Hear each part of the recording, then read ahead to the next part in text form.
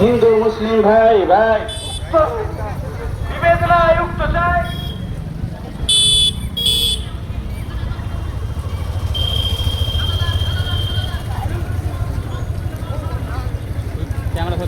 ভারতের ৭৯তম স্বাধীনতা দিবস,